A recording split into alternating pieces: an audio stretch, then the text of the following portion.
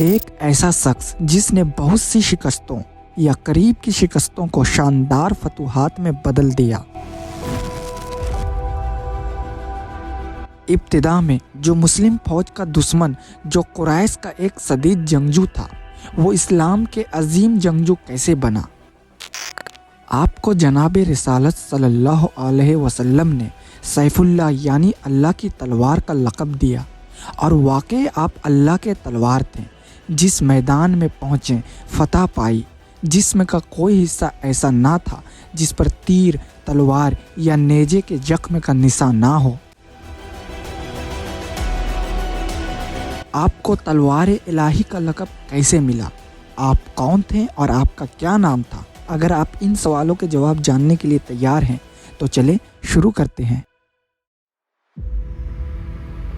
مکہ کے ایک ایسے گھرانے میں آنکھ کھولنے والا بچہ جو اپنی دولت، سخاوت اور فہم و فراست کے حوالے سے جانا پہچانا جاتا تھا۔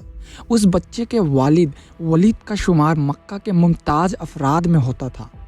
وہ مکہ سے طائف تک پھیلے ہوئے بے شمار باغات کے مالک تھے۔ اہل مکہ انہیں عدل اور وحید کے لقب سے پکارتے تھے۔ وہ عرب کا پہلا شخص تھا جس نے چوری کی سزا میں ہاتھ کاٹنے کی تجویز پیش کی تھی۔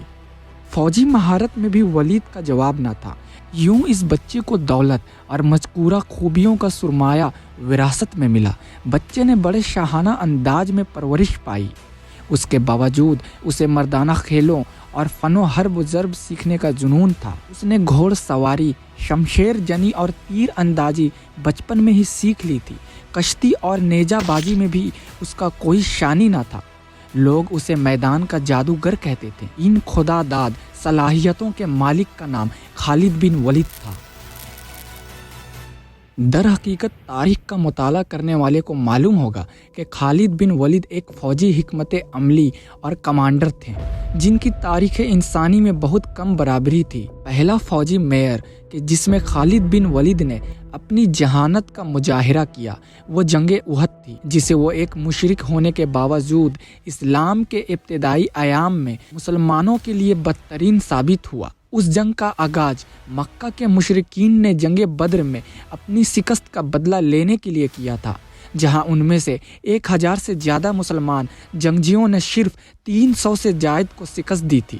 جنگ احد میں رسول اللہ صلی اللہ علیہ وسلم نے تیر اندازوں کے ایک گروہ کو ایک قریبی پہاڑی پر بیٹھایا تاکہ مسلم فوج کی پشت کو تحفظ فراہم کیا جا سکے، اور خاص ہدایت کے ساتھ وہ کسی بھی حالت میں اپنی چوکیاں نہ چھوڑے۔ جب لڑائی شروع ہو گئی، مسلم فوج کے حق میں ثابت ہو گئی، تو تیر انداز اپنے کمانڈ کے حکم کو بھول گئے اور اپنی پوزیشن چھوڑ گئے۔ اس موقع پر خالد بن ولید کی عسکری ذہانت نے اسے اپنے ساتھ جنگجوؤں کا ایک گروہ لے کر پہاڑی کے گرد گھیر لیا اور عقیب سے مسلم فوج پر حملہ کیا۔ اس لیے مسلمان کا نقصان بہت زیادہ ہو گیا۔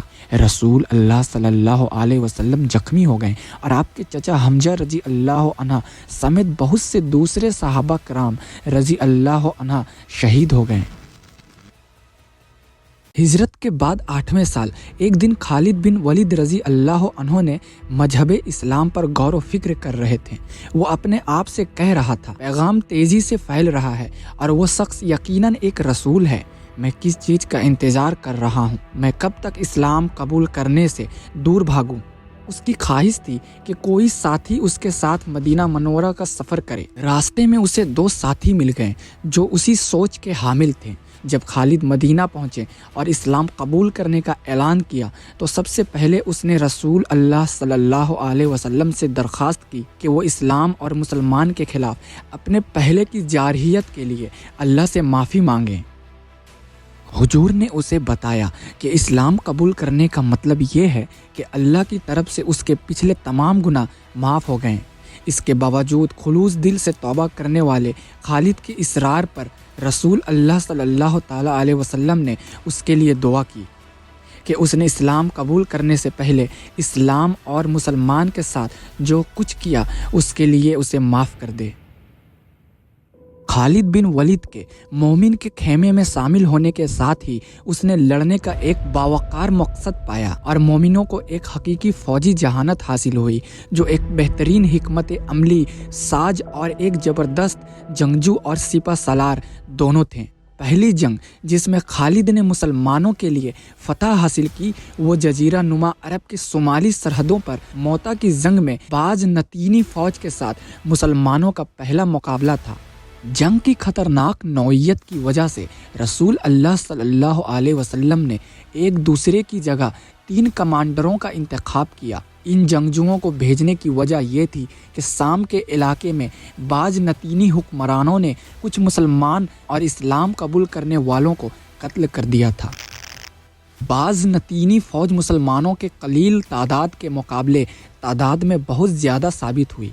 इसके बावजूद मुस्लिम फ़ौज ने जंग में दाखिल होने में कभी हिचकिचाहट महसूस नहीं की। हर कोई शहादत के जरिए जन्नत और अल्लाह की खुशनुदी हासिल करने की उम्मीद रखता था, लेकिन बाज नतीनियों की बहुत ज़्यादा तादाद और रसूल अल्लाह सल्लल्लाहु अलैहि वसल्लम के मुकर्रर करदा 3 कमांडर की मौत की वजह से जंग मुसलमानों के हक़ में नहीं थी।